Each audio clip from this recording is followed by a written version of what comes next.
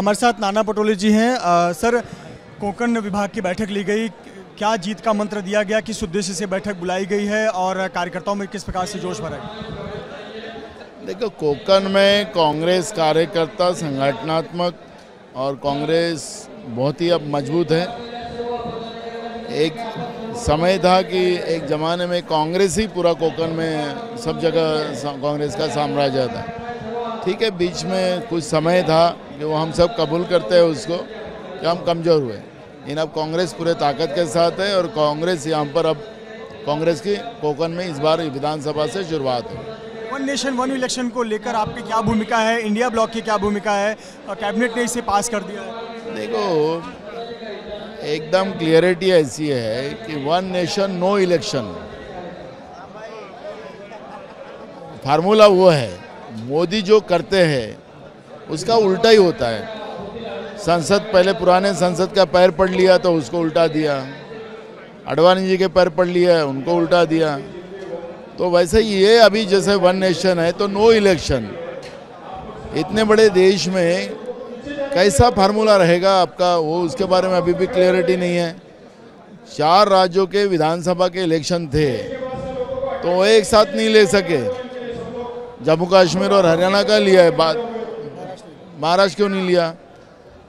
जिला परिषद, पंचायत समिति, महानगर पालिका के चुनाव जो लोग नहीं ले रहे उन लोगों से क्या उम्मीद करे जाए। तो इसलिए मैंने यही कहा है कि वन नेशन नो इलेक्शन और देश का लोकतांत्रिक व्यवस्था खत्म करना, यही बीजेपी का उद्देश्य है और उसकी ये चाल है। संजय गायकवाड़ और अनिल बोंडे ने जिस प्रकार से राहुल गांधी जी पर बयान दिया, आप लोग उससे नाराज हैं, हर जगह प्रोटेस्ट किया जा रहा है, क्या मैसेज यहाँ से दिया?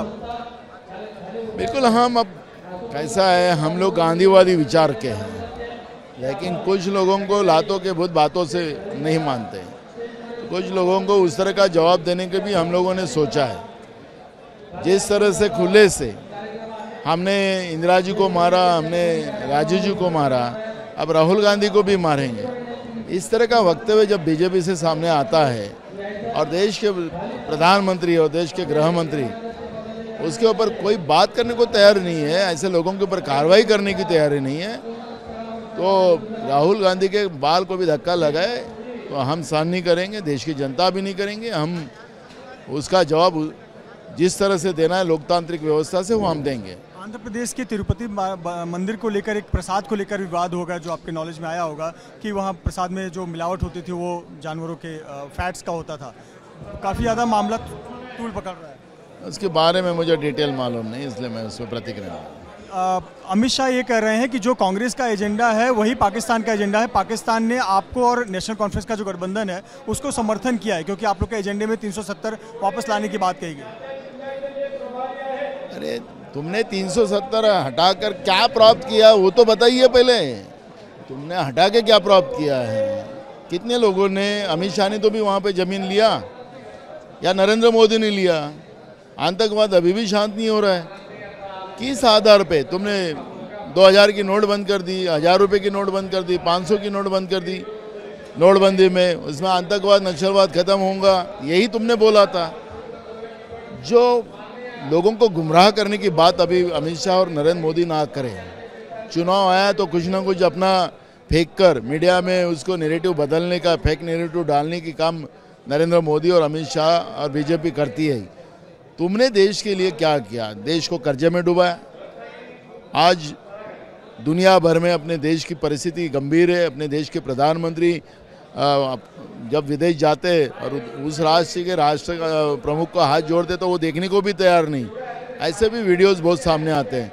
तो हमारे देश को अपमानित करने का काम जो लोग सत्ता में बैठ के कर रहे हैं, उन्हें उस बारे में बात करना चाहिए।